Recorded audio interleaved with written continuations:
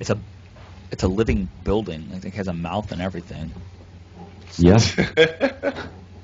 So I like how it pops its head out. I've never noticed that. It goes hum num num. Yeah, see, it does hum num num. Yeah, he is popping his head out. That's interesting. And maybe he does that when it is researching something, and when it stops researching, he just kind of just shoves his head back in there. Whoa, it's a hydralisk, too. A hydralisk lives in a roach warrant. It's a hydralisk? How is it a hydralisk? Yeah. You can see it. That is not a hydralisk. Yeah, it has the hydralisk jaws. Hydralisk. Hydralisk dog. Do you have a hydro? It seems to me, Andrew, that you have a hydrolisp. Fuck off. So we do see that creep tumor. Creep tumor is definitely considered a mech, right? A mech? Like what? It is a mech for the Zerg player, like right? Because I remember Worku is always saying you need to get your mech up, especially with the creep tumor.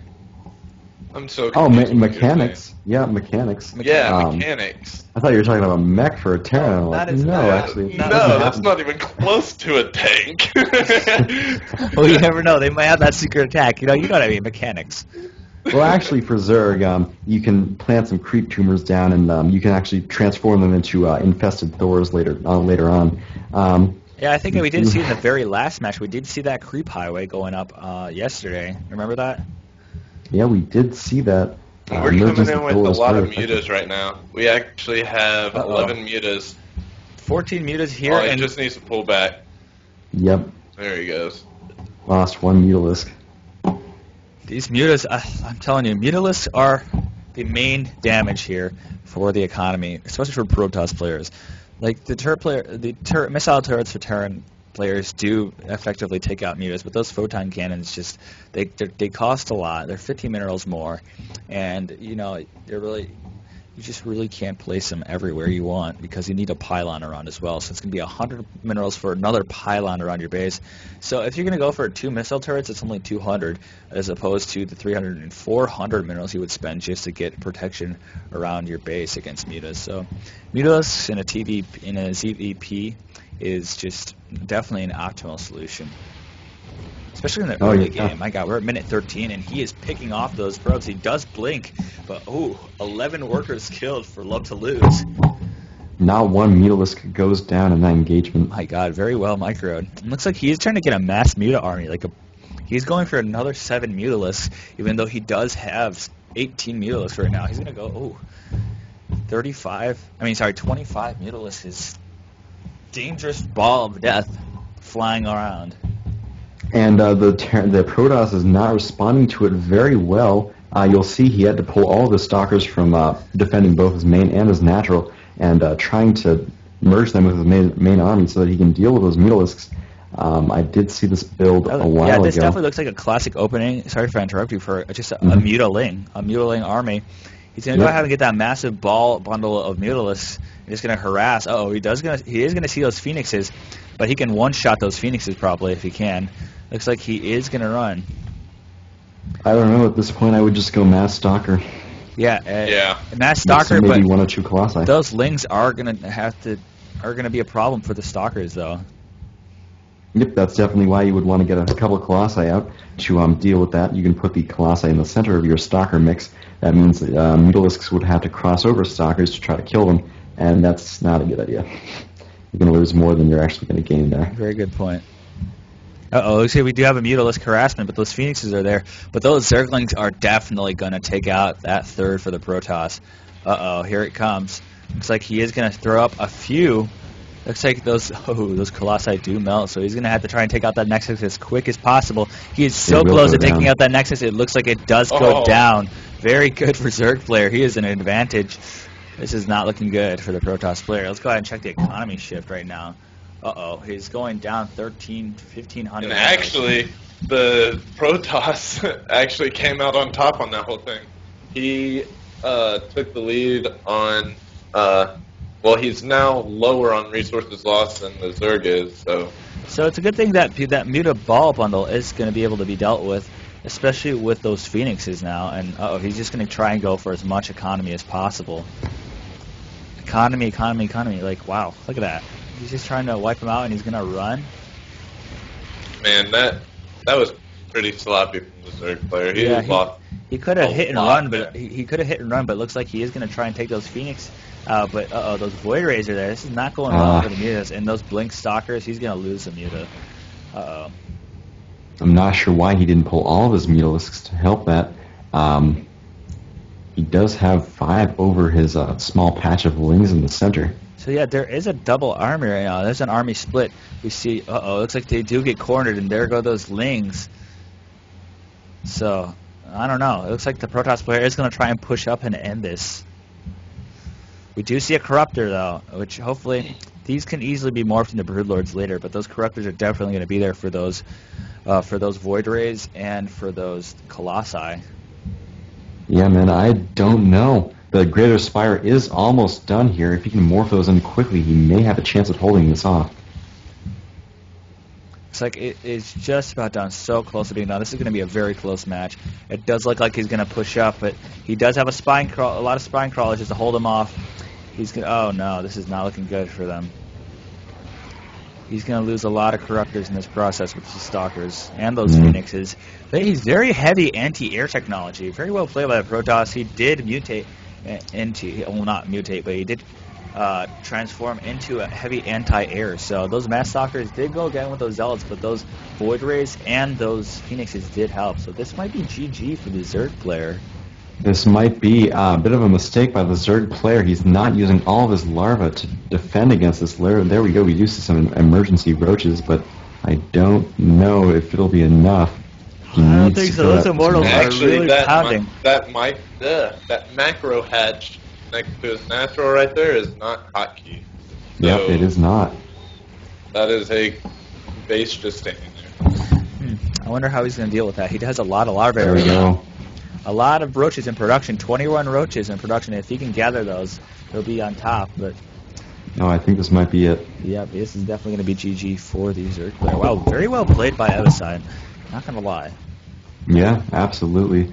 He's queuing up emergency Mutalisks, which is not something that you want to do. Especially if he has a lot of Stalkers in that mix. He's not just Immortals. That's a lot of Stalkers and a Void Ray, so there's going to be a little bit of difficulty. Oh, look at that drone wipeout. So we do have 41 workers killed for Love to Lose, but Evicide is walking up now to 10 workers killed almost. Oh, but if you'll see, it is a base race. It is a base race? It looks like Look, those Beetles are going to try and run for the base, try and freak Evicide out, so he does come back, giving him a little bit of leave time, but no, I don't think it's going to be enough right now. I was actually oblivious to the fact that the whole base race. Yeah, I didn't see it either, so now we know why he queued up those Mutas and those Roaches.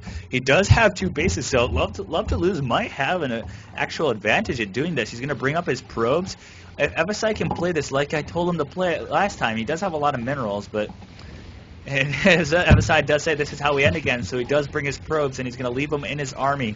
So if he does run out of base, he's going to go ahead and drop another pylon just to save him from being base race killed. So Evicide is on top of this game, but this could be bad right now.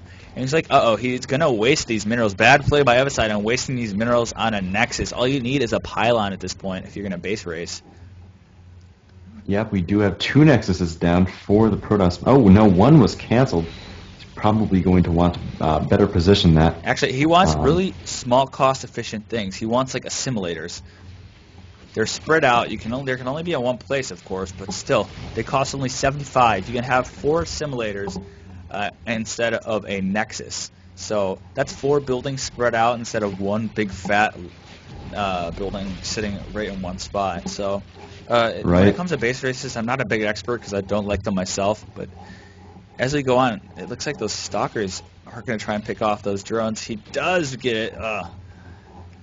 Looks like he's going to send those Mutas out. He has a lot of Overlords right now, and he could be using to spread out on base per base just to figure out what's going on, but it doesn't look too well for the Zerg player. He might actually just lose this. Wow, do you see those Infestors right now?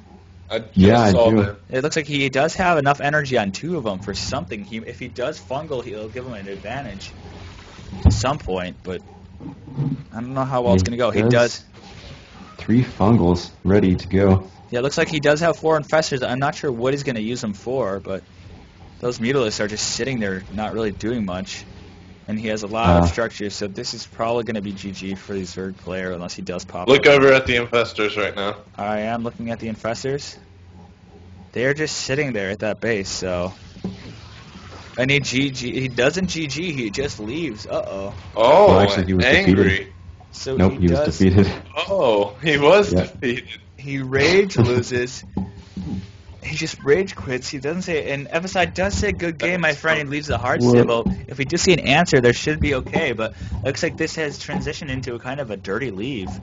Well, actually, no. He was all of his structures were taken out, and so he just left.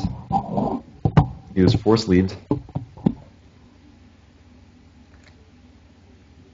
And it looks like I do have a recommendation. We should go ahead and cast some Terran games because we haven't seen that many.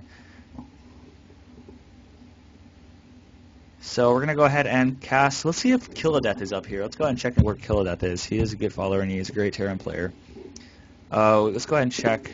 We actually have no Terrans left. Oh, you're serious? We have Eviside, Veloxic. Uh-oh. No, Looks like Eviside is there, so we'll go ahead and give him the win. Three Protoss and 1 Zerg are left. Oh, that's interesting. I awarded the win, and he went backwards.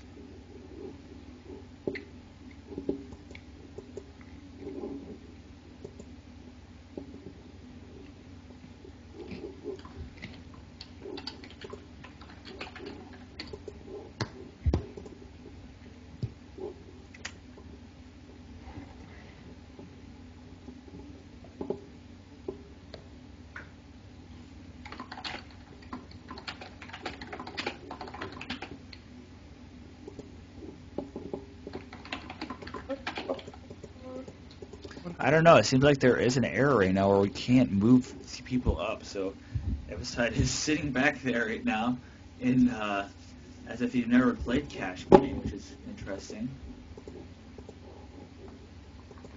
Actually, on my screen, he has been moved up. He has been moved up. So Eviside is in the semifinals. Yep. Oh, that's interesting. Join the game, my friend Will. My screen must be kind of stupid. Let's go ahead and refresh. So we don't see any Terran players left.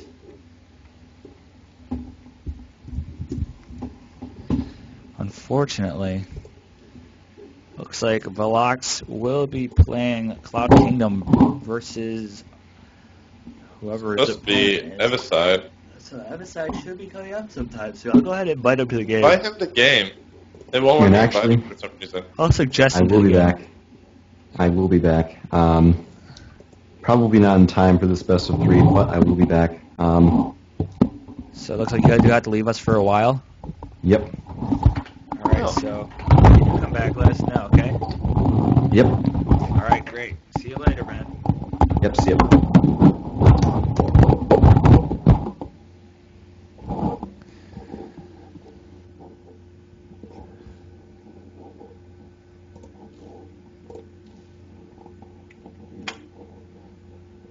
Alright, looks like Love to Lose wants to cast with us. Sure, go ahead, just add me on Skype.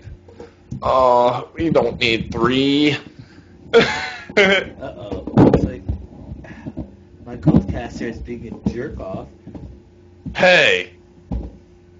But Love to Lose does agree. But very well played, Love to Lose. I just want to say you did very well. That base race did turn out to be almost effective, but just not enough. Why am I unable to invite him? So, whatever did happen to...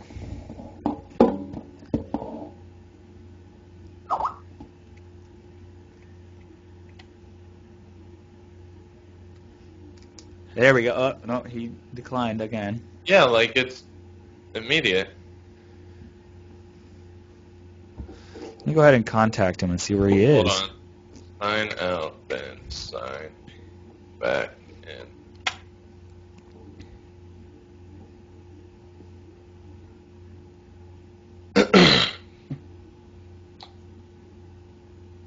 Alright, see if this works now. There we go. Yeah, Sweet. I'm going to be right back and get something to drink, but in the meantime, you guys go ahead and start. Andrew, looks like you got this.